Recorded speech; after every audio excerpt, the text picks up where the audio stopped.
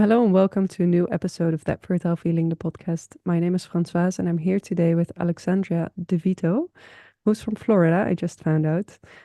She actually reached out to me because she just wrote a book, 9 months is Not Enough, that's all about preconception health, fertility. So, an ideal guest for the show. Welcome, Alexandria, on the show. Thank you so much for having me. I'm excited to be here with you today.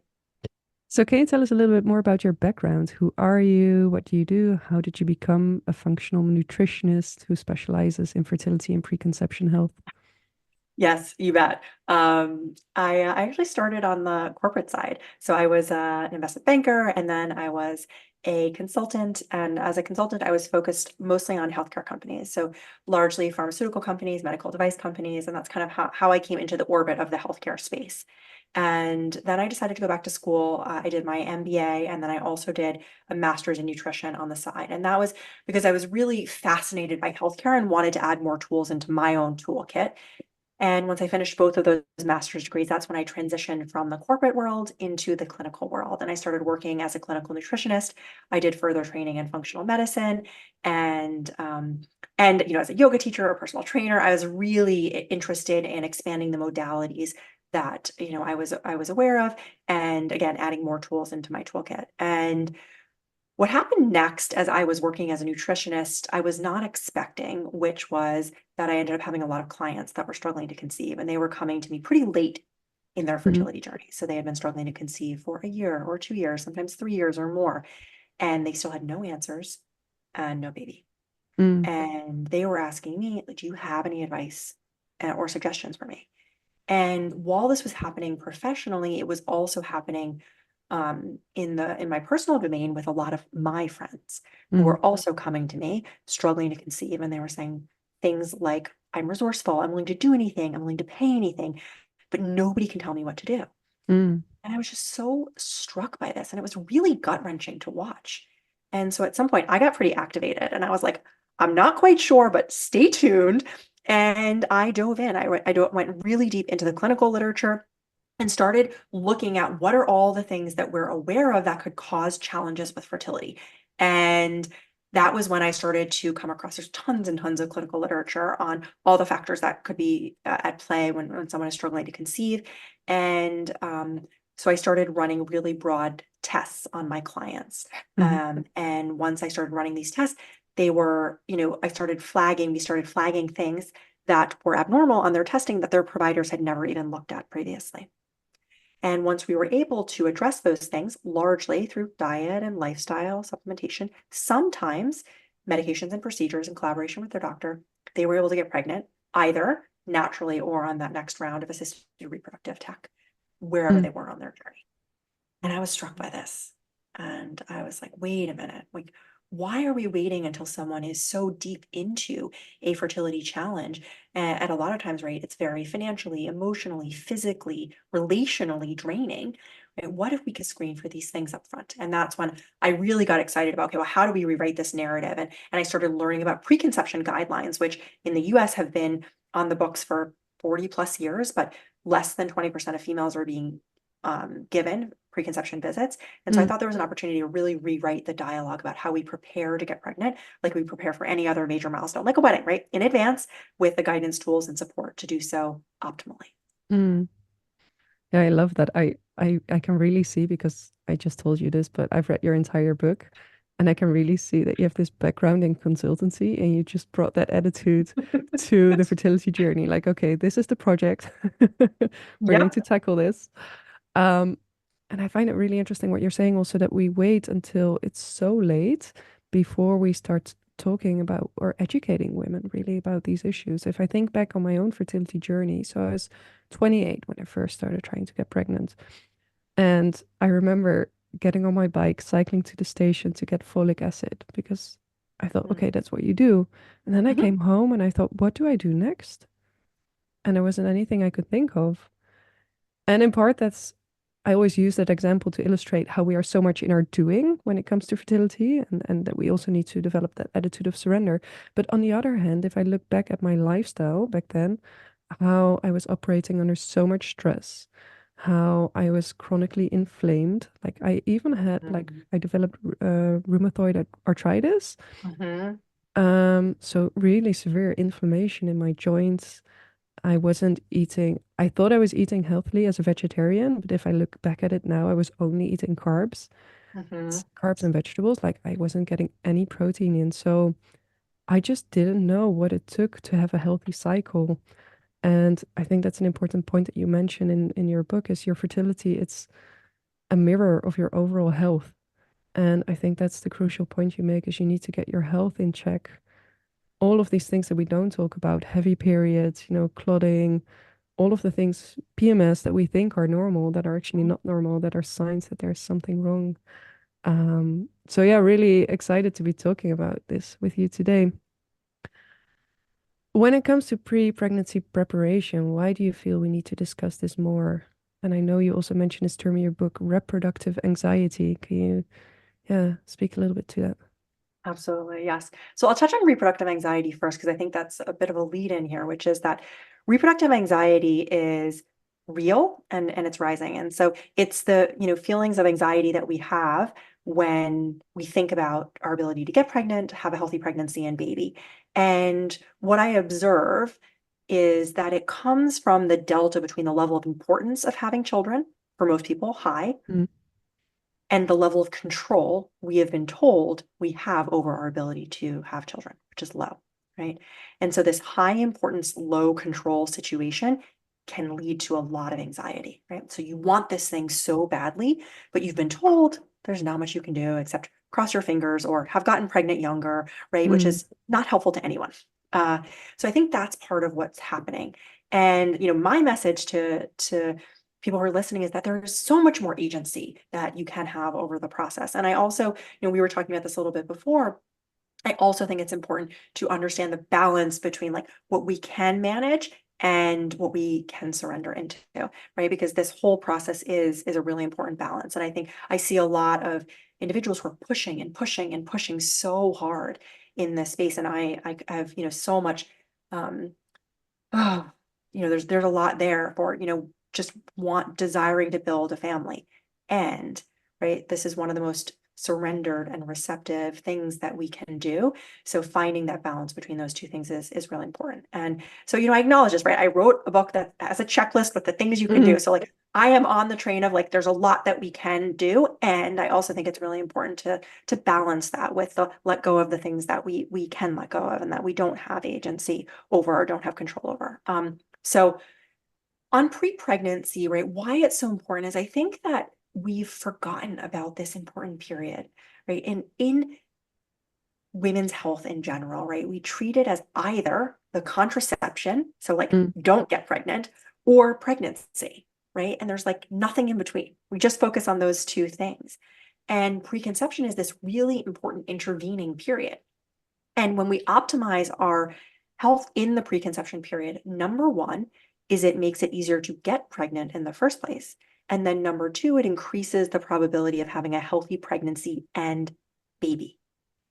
And so I would say that, I think for most people, the goal isn't just to get pregnant, right? The goal is to get pregnant with a healthy child. mm, And so what we're doing in that preconception period for us and our reproductive partners is really important because it sets the stage for the lifelong health of our future children. And I think that's not talked about enough. mm. And you mentioned some key terms in your book, epigenetics and DNA methylation. I think that's where this comes in, right? In Yes, that's preparing for exactly that right. health of your child. Can you explain what these terms mean and why they're so important, not only for fertility, but also for that healthy pregnancy, that healthy baby? Yes, absolutely. So I talk about this concept of generational health in the book. And what I'm really excited about is getting people to talk about generational health in much the same way that we think about and talk about generational wealth. How do we cultivate it? How do we share it? And what has not been as well understood is what the mechanisms are for that happening. And so there is genetics, which is unchangeable, and it's kind of like the code that is passed on from generation to generation. And then there's epigenetics, which is the environmental impact on genetics, which is modifiable, and that is being passed through egg and sperm. So your DNA, which is, your DNA is being passed through egg and sperm. And so there's like the hardware side of it and the software side of it. So the hardware side of it, the genetic side, as I was mentioning, is not changeable, but the software side of it, the epigenetics is. And epigenetics is a fairly new science. We're still learning a ton, and I imagine we're going to continue to learn a lot about what modifies it, what upregulates it, what downregulates it. But what we understand today is that your genetics are heritable, as are your epigenetics. And the way that we modify epigenetics is a lot how we live our lives. So it's the foods that we eat, the stress that we're surrounded by, the products that we use, the people that we surround ourselves by. It kind of turns the certain genes on and off, Mm. or allows them to be read or not read, or expressed or not expressed, essentially. And so what that can do is it can turn up genes like your tumor suppressor genes, so genes that can help regulate cancer, or it can predispose us to disease states. And so really what we're saying is that you have the agency to optimize your health in this preconception period, such that your epigenetic markers are turned towards health, lifelong Mhm. health, or turned towards disease.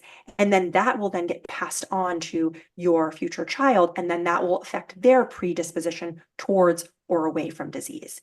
So it's a really profound period of time that not only affects your health, but the health of your children. And some studies are even suggesting your children's children and Mm. children's children's children, right? And beyond. Because I think there's one of those studies, right, that shows that, is it like it's up to 7 generations when there was severe malnutrition, I think, at some point. Yeah, there's been some interesting studies that have been done with war and with famine, Mm. and what those impacts could be several generations later, Mm. and the body's propensity to hold onto fat stores, for example, or and how it could affect blood sugar regulation or dysregulation, and the body's even predisposition towards like what the perception of a world is. Is this a safe and sound environment, or is it a resource abundant environment, or is it a resource constrained environment? And then the body will respond accordingly. And so, for example, if it thinks it's a resource constrained environment, it will hold on to nutrients when it gets them, right? And then that's where you Mm. can sort of see a propensity for maybe blood sugar dysregulation or obesity, for example. Mm. So there have been really interesting studies that have been done, and I think there's probably a lot more room to continue to look at patterns like this and how they sustain over generation. Yeah, I find it a very empowering message. I was just thinking about my partner. So his dad had Parkinson's. He passed away Mm, last year. And so I sorry. know my partner has like this big fear that he will get Parkinson's as well, even though it's only like I don't know, there's a very slight genetic component there. But what you're saying is it's not just about the genetics, it's about the lifestyle as well, and that there are things that you can do to turn off. I guess it would work for the person themselves as well, right? It's not just in the things that you pass on to your kids, but also Yes. for yourself. You have influence over the DNA in a sense. Exactly. And I think so that's why this message could be an interesting one, because it's okay, well, I got these things from my parents and my grandparents, and now I'm, quote unquote, stuck with them. But Mm. as you said, it's a message of hope, which is right. The studies vary, right? I've seen lots of studies that talk about kind of the percentage components of nature versus nurture. So let's just say, I think that like probably 75% is the nurture side, and maybe Mm. 25% is the nature side. And there's some studies that skew it even further towards the nurture side, Mm. meaning the vast majority of things are under our influence. Mm. And so that is true. Like if you've been handed a deck of cards, right, you have the cards, but you can shuffle them, more in your favor. And that's also going to be true of your children. So, right, if you happen to have children and you're thinking about this conversation as in terms of future children, right? Like it's okay. Like, if you didn't know about some of these things before you had previous children, you did the best that you Mm. could with the information that you had. And now there's new information, new science that's coming out. And so we can upgrade our behaviors to align with what we know now. And, again, I'm sure we'll know more in 5 or 10 years, and then we can, continue to adjust our approach there. So, this is really to say that at any point, we can Mm. intervene to try to optimize. And it's never too late. Never too late. Oh, that's a really nice bridge to my next question because I also wanted to ask you about maternal age and Mm. fertility Oh, because we often talk about when women get older, their egg quality becomes lower, there's more DNA damage. Did you find any research that really supports that?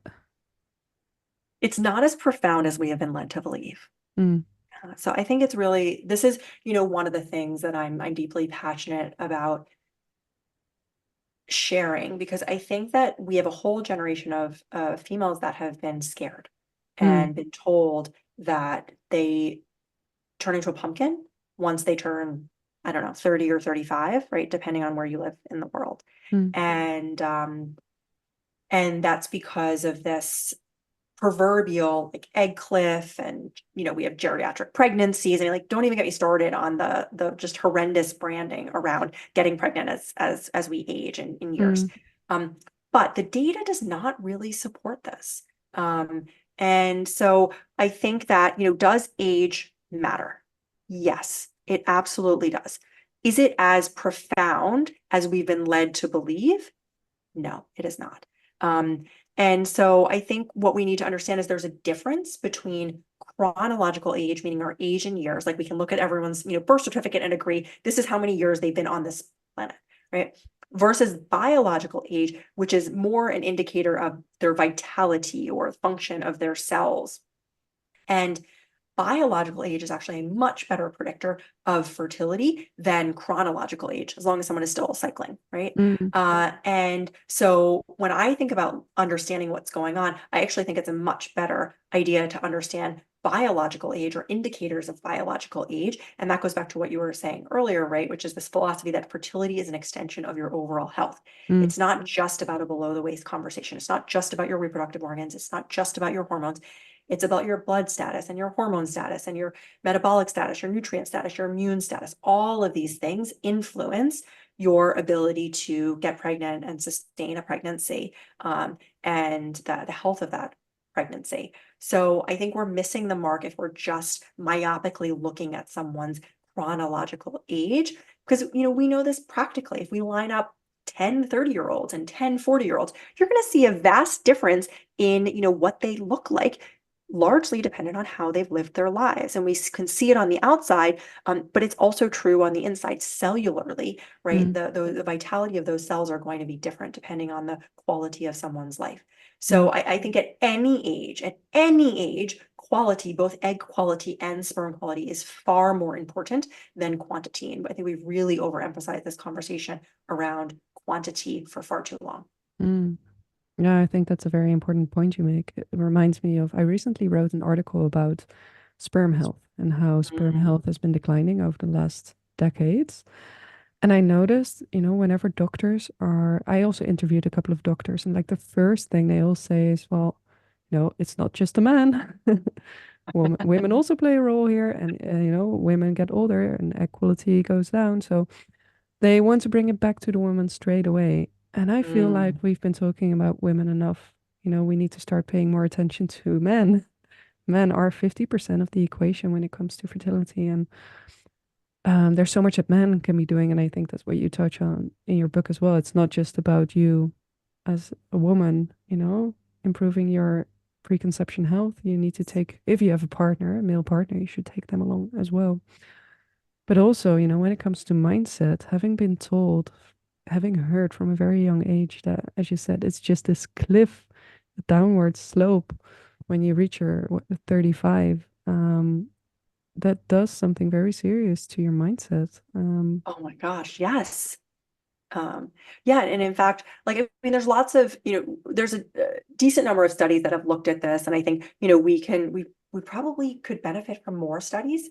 Mm, But one of the studies that I reference in the book is that there is, despite, kind of what we've been told, there's one study that showed a 4% difference in fertility rates between those who were aged 27 to 34 and those who were 35 to 39. mm, 4% difference.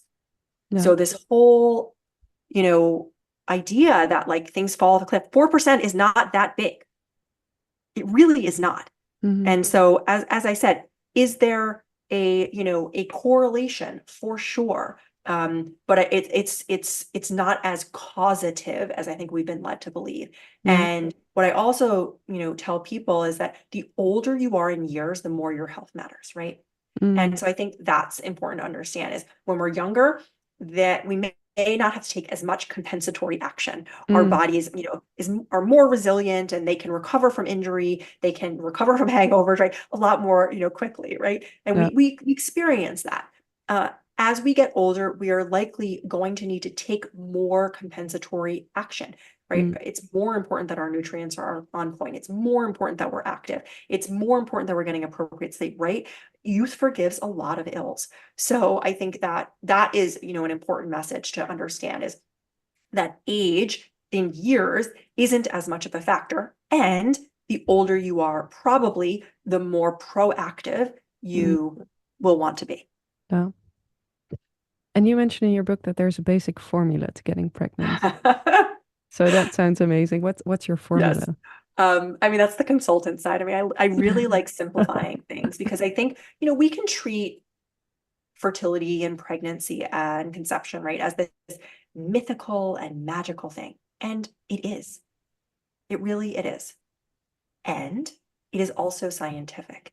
And, I'm a big believer that we can manage the inputs, we can also manage the outputs. And it's not a one-to-one thing. It's not like if we can control all the inputs, we can control the outcome. That's not quite the way it works. Mm, But if we understand the inputs to an equation, then we can optimize those and the probability of success increases.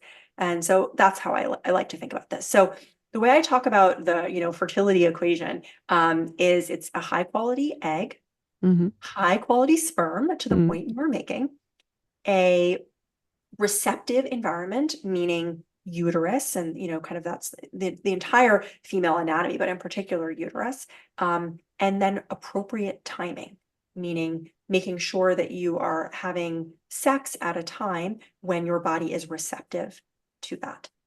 So if you can manage those four variables, then the probability of success of getting pregnant is much, much, much higher. And there's a mm, lot that goes into each one of those variables. But if we just think about those four things, right, then it simplifies, I think, which like this just big, can be overwhelming, massive things to, oh, okay, mm, well, these are the pieces that I really need to be focused on to optimize the chances of success. mm. And besides timing, I feel that lifestyle solutions are really key to all other elements in that formula. Am I right? For sure. Yes. Yeah. Right. So, like diet and lifestyle and supplementation are all things that are going to affect egg quality and sperm quality and certainly uterine environment. And so, right, like the quality of our lives affect, the quality of our sperm and the quality of our eggs. And so absolutely, absolutely what you said. And what are some of the those key lifestyle solutions that you, yeah, suggest people look at? So you just Yep. mentioned diet, supplementation. Can you Yeah, elaborate a for little bit? sure. Yeah. So what I'd like to talk about here is that there's kind of like the macro environment and the micro environment. So we were talking before about the micro environment, meaning like what's going on for you physiologically and how your chronological age might be different than your biological age. And that's where fertility testing uh, comes in, right? And Mm, understanding, like the testing company that I run, like that's what we're looking at to understand, okay, what's going on for you at the micro level for your cellular makeup. And how do we get indications of, how to intervene there? But then there's the macro, which is kind of what most of us are exposed to. And I think there's a bunch of fertility blockers in our environment. And what I like to say here is our bodies were designed to conceive, but our modern environment was not. mm, Yeah. And so what are the big fertility blockers to the question you were asking? Well, certainly one is around nutrition, which is that we're eating less food and more food-like substances. And so our bodies, even though we're getting foods that give us calories, oftentimes it's starving for nutrients. So we're eating calorie dense foods, but not nutrient dense foods. And a fertility friendly diet is incredibly nutrient dense. It has a lot of vitamins and minerals and phytochemicals. And when your body perceives that it's not getting nutrients, it actually thinks it's starving. And so it down regulates reproductive function. It says, okay, well, we're in famine right now. So Mm, it's probably not a good time to bring a child into this world. So we're going to downregulate reproductive function. We just think about it adaptively, right? It makes sense. So that's one thing that's happening. And I see a lot. Over 80% of the people that we test have a nutrient deficiency. So the vast majority, and much broader studies have showed that the majority of reproductive age women are micronutrient deficient. So, mm, this is happening on a global scale. And I think it's mm, really, really important to know that. So that's a big one. Number one. Number two is environmental chemicals, mm, which I think there are different regulations in different countries. I think in the US we're probably a bit further behind than other countries are in terms of regulating the chemicals that go on personal care products and home care products, mm, and even in our food and our water. And so what happens with that is there's a whole class of chemicals called endocrine disrupting chemicals, and they do exactly what they sound like. They mm, disrupt our endocrine systems, right? Which basically means they mess with our hormones. And so our hormones get very confused and they either overproduce or underproduce or aren't signaling properly. And, so when we're trying to conceive, we probably don't want large doses of external hormone mimicking things mm, in or around our systems. So minimizing those chemicals in and around your body while you're trying to conceive can be a really important piece of this puzzle. And unfortunately, we're exposed to them in just so many different places that systematically going through these different areas that I was mentioning, air, water, personal care products, home care products, and food, can be mm, really helpful to systematically try to minimize them. You're never going to eliminate them completely, mm. but you want to try to minimize them. Yeah, I did an interview for a newspaper article with Shauna Swan, who wrote a whole Oh book yeah, on Countdown. environment, on these endocrine disruptors. So she said, "Don't make perfection the enemy of good." Is Yes, that an expression? Yeah, yes, that's right. yeah. Because Such good they are advice. everywhere, hmm and you cannot eliminate them all. But if you can just it's not about eliminating it completely. It's about sort of bringing your levels down to sort of a medium level, even because it's sort of Absolutely. I mean, I talk about it as two pieces, right? I think it's decrease what's coming in and increase what's going out, Mm, right? And so, the decrease what's coming in is exactly what you're talking about. Is you like systematically go through and you try to remove everything that you can, ideally in and around your home, because that's what you're going to have most agency over, right? If you're working in an office, you don't have as much agency over that. If you're, walking down the street, like you don't have as much agency over stuff that's outside of your own home. So we want to manage as much as we can in our own environments so that when we're around other things, like, we do the mm, best that we can. And then we want to increase what's going out. And that's where we really want to be managing our own detoxification capacity. Our mm, bodies naturally detoxify, yet they weren't designed to detoxify or manage the volume and pace of chemicals that are coming at us in today's modern environment. mm, So you want to make sure that you're eliminating regularly, that your liver function is optimized, right? All of that's going to help your body to excrete the substances that should be excreted as quickly as possible. mm. That's interesting you say that because I just trained to become an abdominal therapist. I'm not sure if you're familiar with Really? that. Yeah, with Yes. So Rosita or cool. Vico. Woo. So that work really works on next. So it works on your pelvic organs, but also very much on the intestines, on the liver, and I can really see how that would also be really supportive in this process of. Oh, I wow. love what you're saying. Also work on that output, really help Yeah, your or absolutely. support your body's capacity to, yeah, get rid of all of those chemicals. For sure. Sorry, I interrupted you. So we had No, not at all. It's diets, an we had incredible therapy. chemicals. So I'm excited about that. We were talking about fertility blockers. Yes. Yeah. So, and then I'd say, I mean, there's the other big one that I would want to mention is one that sounds very nebulous. So I'm going to acknowledge that right up front, but it's stress. Mm, And right. So I think it's the most unhelpful advice to tell someone who's trying to conceive, don't stress. So like, mm, let's just acknowledge that right up front. And our it's important to understand the physiology here, which is that our sex hormones and our stress hormones are in the same biochemical pathway. And your body will always prioritize survival over procreation. So if you are stressed out, whether that's because of a psychological stressor, like I'm stressed about getting pregnant, or I'm stressed because I don't like my job, or I'm stressed because I don't like the city I live in, or physiological stressors, which people forget about, which is there's mold in the house and I'm not aware of it, or there's an undiagnosed infection that I Mm, have, or even people are marathon training, or mm, over exercising. That also can be a stressor on the body. And what happens then is your body diverts resources from making your sex hormones to making your stress hormones. And you literally do not have the raw materials to sustain a cycle, never mind a pregnancy. So that's really important to understand, because knowing that means, okay, well, how do we relate to stress a little bit differently? It's not the acute stressors that are a problem. Like, oh, I have a presentation at work and like I'm mm, nervous about that. No, that's not what we're talking about. We're talking about the acute, the chronic low level stressors that are consistently depleting us day in and day out. Our body was not designed to handle these kind of low level stressors all the time. So as much as possible, taking anything that you feel fits in that category and removing it if you can, or changing your relationship to it if you're not able to completely remove it, I think is one of the better ways to start to think about, okay, well, how do we manage stress effectively, right? Because the goal, again, same thing with toxins, like it's not to eliminate all stress from mm. our lives. It's not practical. It's also not desirable, right? Having some stress is beneficial to us. We adapt as we experience stress. It's just these certain types of stressors that are really, really draining for the body and particularly can dampen fertility. Mm. Yeah, I think that's a really important point. And also maybe to add, because I know women can really beat themselves down over feeling stressed about fertility treatment.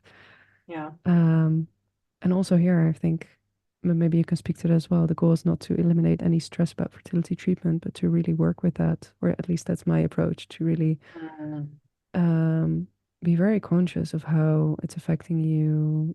Do some embodiment exercises, make sure that you create treatment days that feel really nourishing so that you don't fight it or resist it, but that you actively work with it and continuously send these signals to your nervous system that you're safe, even though you're doing something that's scary. You can work with your nervous mm. system that way. How do you see that?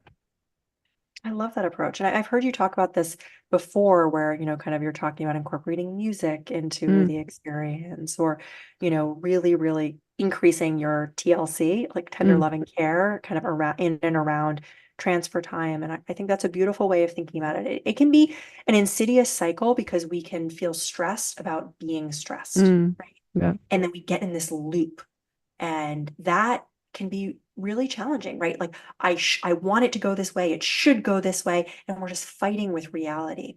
And the more we fight with reality, the more we use our vital life force for something that is not in service of the goal that we're going after. So I think, I think it's really important, right? We don't have to love every part of the process, Mm, but I really do think it is important to get to a place of peace. Like if you're choosing to go through this process, and I get to go through this process, I'm choosing to go through this process. Anytime you feel as if it's being forced on you or it is not your choice, I think that's when we lose our agency, our control, and then we resist it. mm, And anytime we're resisting it, then we're not in the receptive place that is part of this experience. So I completely understand that it's easier said than done in like a minute on a mm, podcast than when mm, you're sitting with your own fears and disappointments of, this experience going differently than you had hoped. I completely acknowledge that. And, I think also the other thing that I would say about, you know, IVF or IUI is that I think it's there's an energetic piece that I think we were touching on a little bit earlier, but I don't think it gets talked about as much as IVF in general is a very, I think, masculine energetic process. It is like mm, very linear and logical and one pointed and focused. And like, there's a certain number of things we have to do at a certain time. It's very, very structured. And so I think as much as you can bring the um, accompanying energy, which is the more feminine energy of like flow and pleasure mm, and surrender and receptivity. allows that experience to not be so one-sided, and I think also balances the energetics of fertility as well. Mm, I love that. Yeah, I've actually been playing with this idea of doing something like creating a program around the mystery of conception, that receptive energy, where it's really about creating a softness, nourished feeling, and just having that as something to fall back on during that fertility journey, which can be, especially when you're in treatment, as you said, it can be so masculine, it can be so rigid with all of your appointments. To have that maybe the one time a week where you just check in with that softer side of yourself. Sorry, Mm. I haven't worked this out yet. It just came to mind when you mentioned this. Yeah, I love that. I think it's beautiful. And if it resonates with folks who are listening, I think that's great. And if it doesn't resonate with you, either, like, that's okay too. Everyone gets to pick and choose the threads from this journey that makes sense Mm, for them. And I think also what might resonate for you today might be different than what resonates from you, for you 6 months from now, or a first pregnancy versus a second pregnancy, right? We all have these different phases, and we can let this process be a portal, and yeah, a portal to kind of what your journey is going to be, unfolding. So I think yeah, I think it's beautiful to offer definitely. that up. And you mentioned the fertility friendly diet when you were Mm, talking about diets. What is that? What does it look like? How do you get such a nutrient rich pattern of eating? yes. So when I think about a fertility friendly diet, it is what I was talking about, really, really nutrient dense. And that is, because pregnancy is the most nutrient intensive time in a female's entire life. And what you've eaten in the couple of months prior to conception is actually the nutrient stores that you have to draw on for the pregnancy period, and particularly the first trimester when a lot of fetal development is happening. So I think it's really, really important to over-index on nutrient density. And the reason that I talk about that is because I think a lot of times we talk about diets, right? I've been a nutritionist for Mm, a while, and we talk about diets, it's all about what we're taking out, what we're removing, what we're not eating. And it's all about managing downside, right? mm, But I think when we reframe diets as talking about, okay, well, what about the upside and all the things that it can confer, and not about what we're taking out, but what we're adding in.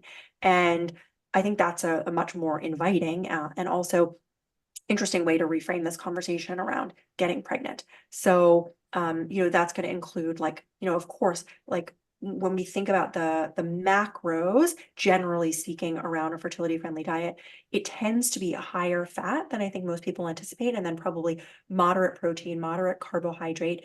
And of course, there's, some nuances depending on whether you're dealing with certain health conditions, and so forth. But generally speaking, the reason it's a higher fat diet is because all of our hormones are made from cholesterol.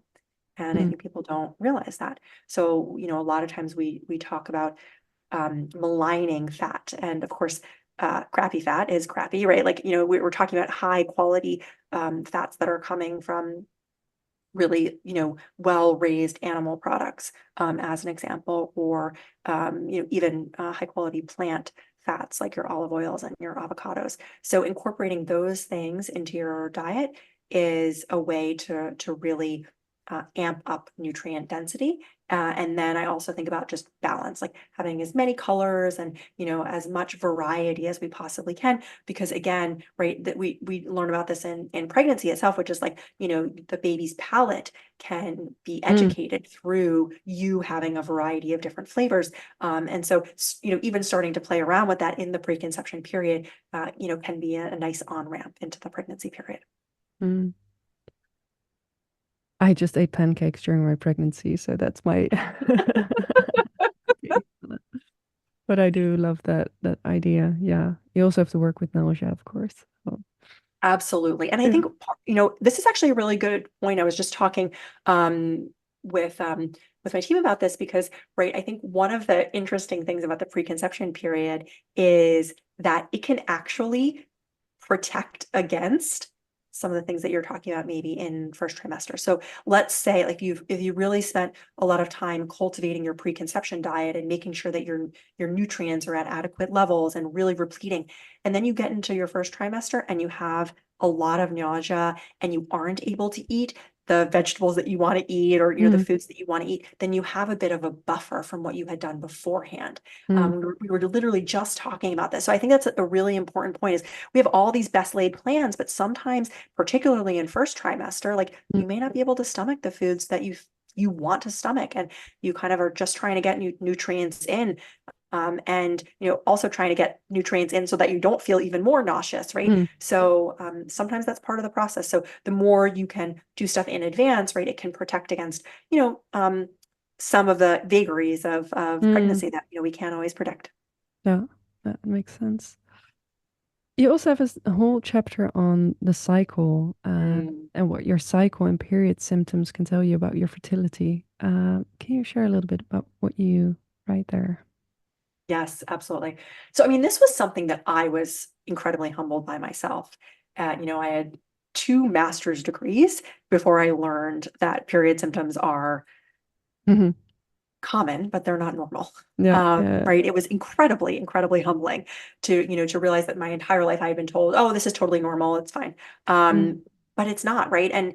And so, right, what I tell people is period symptoms are common, meaning lots of people experience them, but they're not normal, meaning the way your body was designed to operate.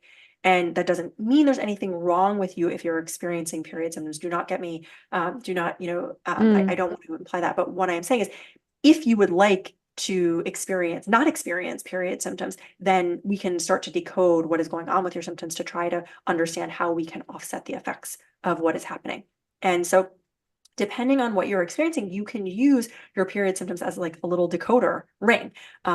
And we can also verify it with testing, but a lot of times your symptoms are just really good indicator lights of what's going on. So, sometimes we may see acne, which could be an indicator of excess androgens, or, like your kind of, I'm putting in air quotes, male mm, hormones, but your testosterone, for example, or DHEA, right? Those things can predispose us towards having acne. Heavy periods, right, can indicate excess estrogen. mm, Um, Light periods, or spotting, I should say, between periods, can indicate low progesterone. So there's a variety of different symptoms that can go with, what the hormonal cascade looks like. mm, And then we can start to say, okay, well, now that we understand what is, going on, how do we troubleshoot this? And so I think it's a much gentler way of going through this approach, is like, besides just, oh, you just have to grin and bear it and just deal with it. Because a normal period is rarely, it's regular. mm, It's relatively symptom free, and fairly seamless. mm, And so if you're not experiencing that, then this is an invitation to potentially dive in a little bit deeper and not let anyone tell you that it's totally fine, that you're incapacitated for several days each month, because there are paths to try to start to address that. mm. Reminds me of a question I wanted to ask you at the start of the interview, because you sort of briefly mentioned that you made this career shift, that you were in investment banking and doing consultancy work for big pharma, and then you went back to school to become a functional nutritionist. So it seems like there was a value shift happening within you as well. Um, that I don't know, it feels connected to this how we look at fertility, how we look at the cycle. Am I Mm, right? Is there something that changed within you as well? The way you look at the world, the way you look at mm. medicine, at health.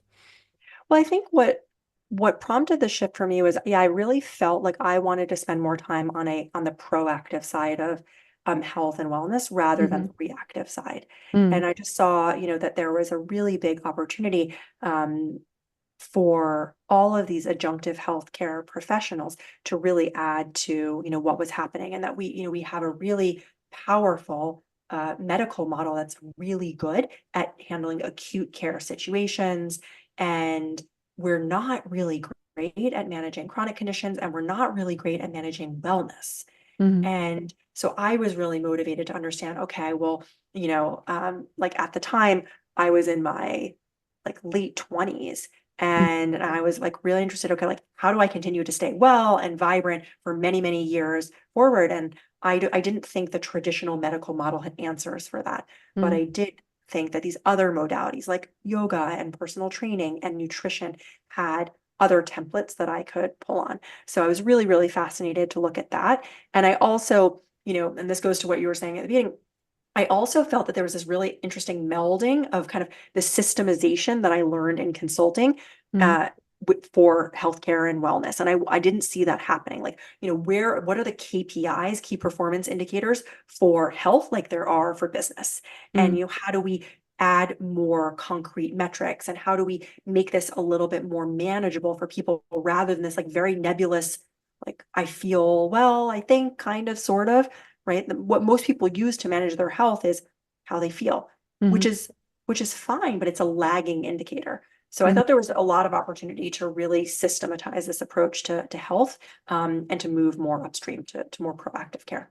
mm. Yeah, and I think that's what you can really see in your book, is that you take the reader through the body, through all of the different hormones that you test, the nutrients, and show them like not just your cycle, but maybe also with digestion or all of these things that you're witnessing in your body. It's not normal. It's common, but it's not normal. And we need to start optimizing our health, or especially if you want to get pregnant. Yeah.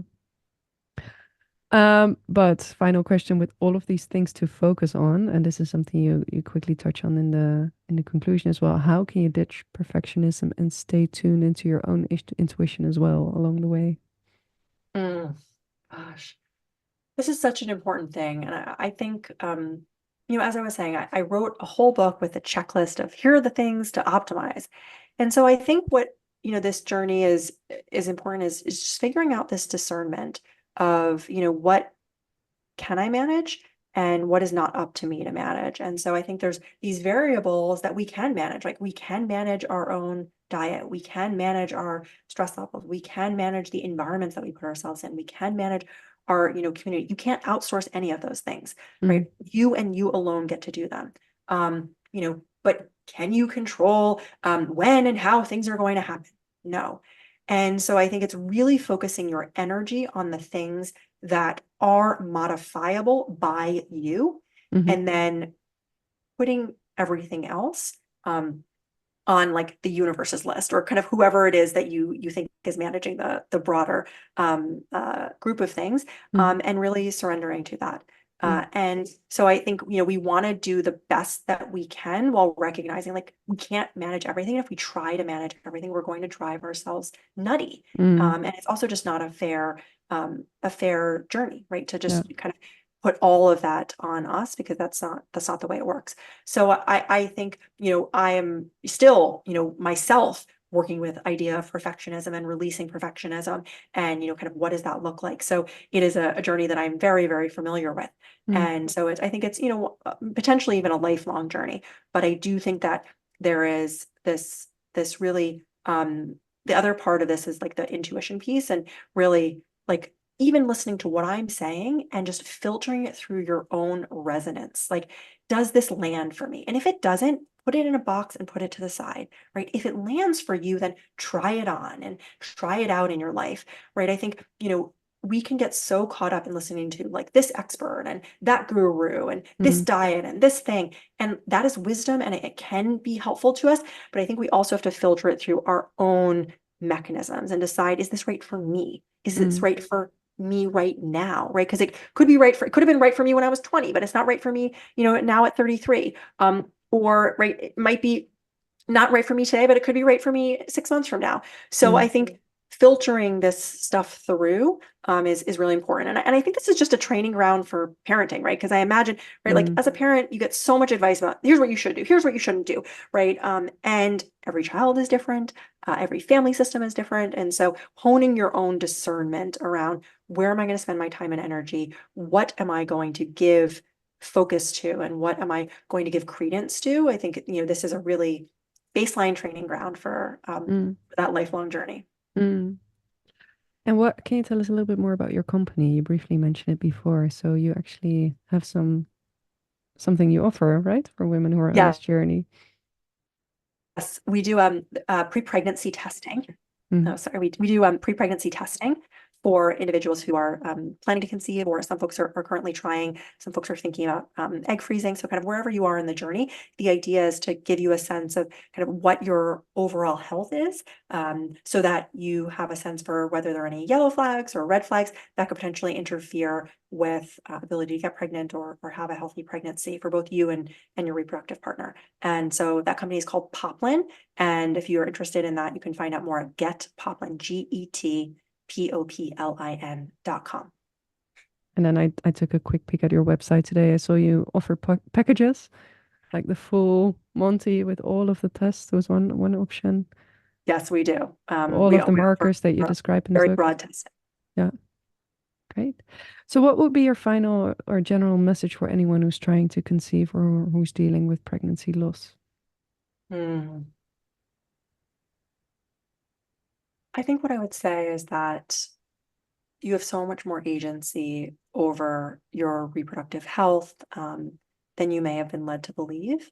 Mm, And that I think it's really important to balance the grit and the grace in this process. mm, Right? The grit to really hold on to that vision that you have for your future family, and the grace for yourself, for your reproductive partner, for your healthcare team, for your friends and family who may be awkward in supporting you, right? I think there's a balance between those two things. mm. Beautiful. And so you just mentioned your website, getpoplin.com. Are you active on Instagram? Are there any other ways in which listeners can reach you? Yeah, so it's also at Get Poplin on Instagram. And then if any of you are interested in the book, you can go to 9monthsisnotenough.com, the number nine. And the book is available in all the bookstores, whatever your favorite bookstore is. Great. I'll put all of it in the show notes. Thank you so much. Well, thank you for a beautiful conversation today, for this book. I really enjoyed reading it, and I think I learned so much. Um, yeah, as I mentioned, you're a consultant, so you break it down very thoroughly, but that also makes all of the information very accessible. So thank you so much. Thank you so much. It was such a pleasure. And thank you for the thoughtful questions and the incredible work that you're doing for everyone as well. Thank you. Thanks also for the listeners for tuning in this week. If you want to reach out to me, you can find me on Instagram at thatfertilefeeling or email me at francoise@thatfertilefeeling.com. I always love to hear from you and I always get back to you and hope to see you back in 2 weeks' time because it's summer. So I'm going to slow down the recording a little bit. Bye bye.